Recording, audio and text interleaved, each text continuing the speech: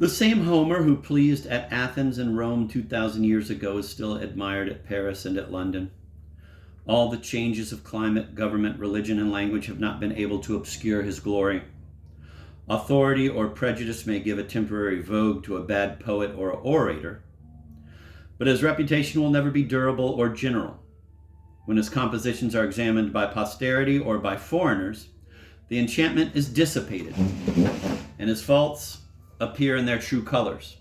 On the contrary, a real genius, the longer his works endure, and the more wide they are spread, the more sincere is the admiration which he meets with.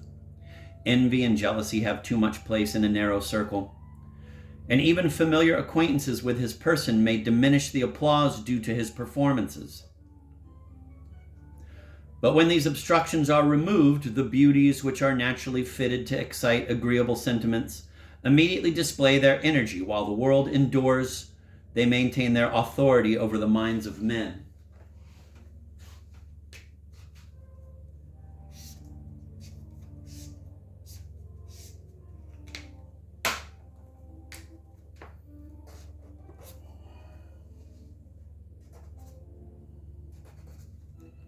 It appears then that amidst all the variety and caprice of taste, there are certain general principles of approbation or blame, whose influence a careful eye may trace in all operations of the mind.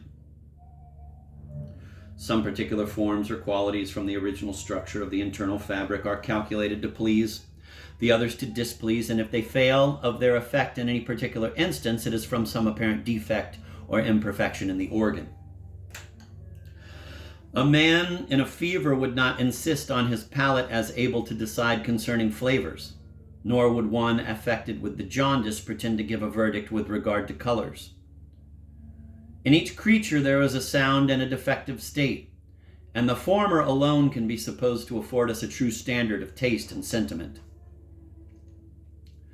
If in the sound state of the organ there be an entire or a considerable uniformity of sentiment among men, we may thence derive an idea of the perfect beauty, in like manner as the appearance of objects in daylight, to the eye of a man in health, is denominated their true and real color, even while color is allowed to be merely a phantasm of the senses.